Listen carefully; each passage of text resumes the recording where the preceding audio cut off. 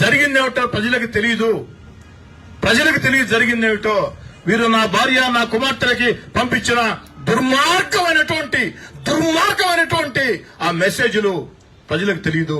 నేను చేసిన చర్యే ప్రజలకి తుండుడుగా భావిస్తారని నెల్లూరు రూరల్ ప్రజలకు భయపడి ఈ రాజకీయ పిపిలకాలని బాల్ బచ్చే బకరాగాళ్ళని వదిలేని తప్ప ఆ రోజే అధికారం లేని వేళ ఆ రోజే వీళ్ళంతూ చూడాలంటే నాకు పెద్ద సమస్య కాదు రాజేష్ గారు.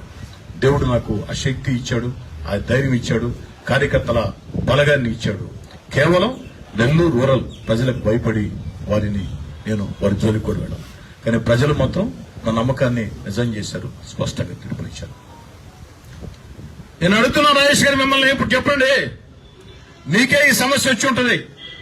మీ ఇంట్లో అమ్మ ఉంది, మీ ఇంట్లో భార్యలు ఉన్నారు, మీ ఇంట్లో చెల్లెళ్ళు ఉన్నారు, మీ ఇంట్లో కూతుర్లు ఉన్నారు, మీ ఇంట్లో అక్కలు ఉన్నారు, మీ ఇంట్లో పెద్దమ్మలు పిన్నమ్మలు ఉన్నారు. ఆఖరికి నా వియ్యంకుడికి నా వియ్యంకురాలికి రెండో వియ్యంకుడైతే ఖమ్మంలో ఉంటాడండి, నెల్లూరు కాదు. ఈ నెంబర్లన్నీ ఆదాల ప్రభాకర్ రెడ్డికి ఎట్ట తెలిసేయండి? ఇక్కడ పనిచేసిపోయిన ఒకరిద్దరు పిఏలే కదండి. నా దగ్గర జీతం తీసుకుని నేను బిడ్డల్లాగా పెంచితే అధికారాలు ఉన్నంత కాలం కోటంరెడ్డి శ్రీధర్రెడ్డి చాలా గొప్పోడు. అధికారం ఉన్నంత కాలం కోటంరెడ్డి శ్రీధర్రెడ్డి గొప్పోడు. అధికారం దూరం జరిగిన తర్వాత 24 గంటల్లో అక్కడ వాళ్ళు చేరారు. వాళ్ళంతా రాజకీయ పిపీలకాలు, రాజకీయ అల్పులు, బాల్ బచ్చే బకరాగాళ్లు. కనీసం ఆదాల ప్రభాకర్ రెడ్డి 78 సంవత్సరాల వయసు, అన్నిసార్లు ఎమ్మెల్యే గెలిచాడు, ఎంపీగా గెలిచాడు, మంత్రిగా చేశాడు. మరి నా వయసు 78 సంవత్సరాలే.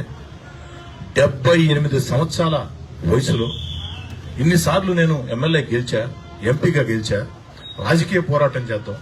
రాజకీయ పోరాటం కాకుండా ఈ విధంగా వ్యక్తిగత పోరాటం కరెక్ట్ కాదు. వ్యక్తిగత విమర్శలు, అది కూడా పచ్చి అబద్దాలతో కూడా విమర్శలు కరెక్ట్ కాదు. దాన్ని కూడా అంగీకరిస్తా. మీ ఎంతో మంది పెద్ద నాయకులు మంచి చేస్తున్నారు.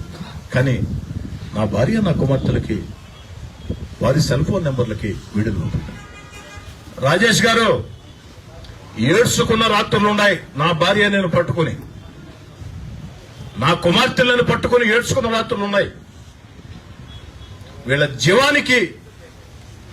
జీవానికి ఎలక్షన్ ప్రచారంలో నెల రోజులు అరగంటకి నా భార్య నా కుమార్తెలకు ఫోన్ నెంబర్లకి వీళ్ళు పెడతా ఉంటే రకరకాల వీడియోలు. నా భార్య నా కుమార్తెలు వాట్సాప్ బ్లాక్ చేసుకున్నారు. మీరు చెక్ చేసుకోండి కావాలంటే. ఏంటండి దుర్మార్గం? నీకా డబ్బులున్నాయని, అధికారం మదం ఉందని, నీకా డబ్బులు కావాలా? నీకు అధికారం మదం కావాలా? నాకు చేయాలంటే డబ్బులు పడలే, అధికారం మదం పడలే, చేయగలుగుతా. కానీ చేస్తే నీకు నాకు తేడా లేకుండా పోద్ది. నా తండ్రి స్థానంలో నువ్వు ఉన్నావు, నీ కొడుకు స్థానంలో నేనున్నా. ఆదాల ప్రభాకర్ రెడ్డి, ఏం నా భార్య నా కుమార్తెలు ఏం ద్రోహం చేశారు మీకు?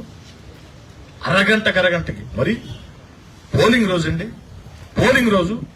5 నిమిషాలకి 10 నిమిషాలకి కనీసం ప్రచారం అయిపోయింది కదా అని ముందు రోజు సాయంకాలం వాళ్ళు వాట్సాప్ ఆన్ చేస్తే మళ్ళీ వెంటనే పోలింగ్ రోజు మార్నింగ్ ఫోన్లు ఆపేసిన పరిస్థితి.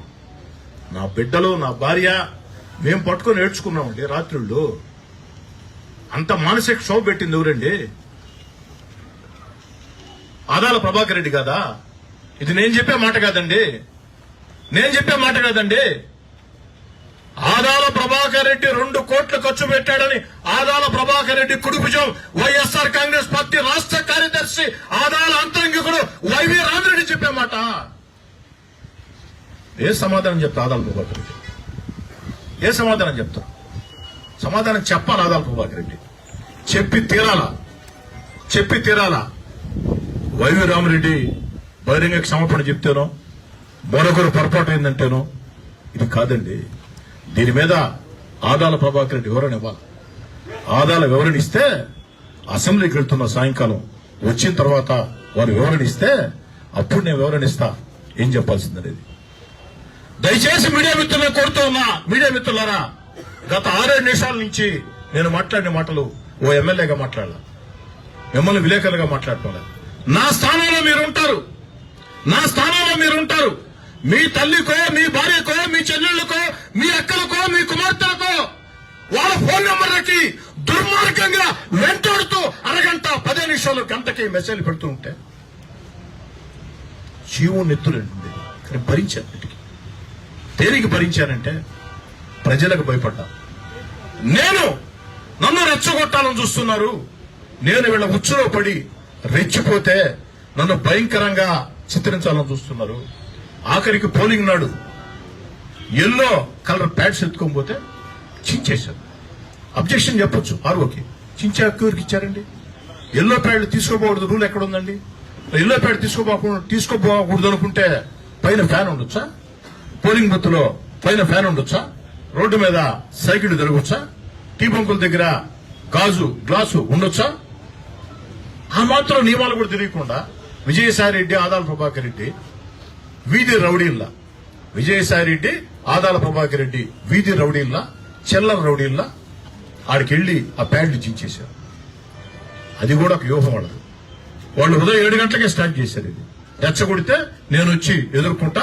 వెంటనే 9 గంటకి రోడ్డు మీద కూర్చొని కోటమిరెడ్డి సీతారెడ్డి రౌడీ, కోటమిరెడ్డి సీతారెడ్డి గూండా, కోటమిరెడ్డి సీతారెడ్డి దుర్మార్గుడు అని చెప్పేదానికి. అందుకే అందరికి ఫోన్ చేసి చెప్పి ఎక్కడ ఉచ్చులో పడద్దు. వాడు కొట్టే దెబ్బ తినండి, దెబ్బ తినండి. తీసుకుందాం, వాడు కొట్టే దెబ్బను తీసుకుందాం. తిరిగి దాగే సమాధానం చెప్పాలనో అక్కడ ప్రాణాళిక సిద్ధంగా ఉంది, ఎక్కడ కూడా రెచ్చిపోతుంది చెప్పి.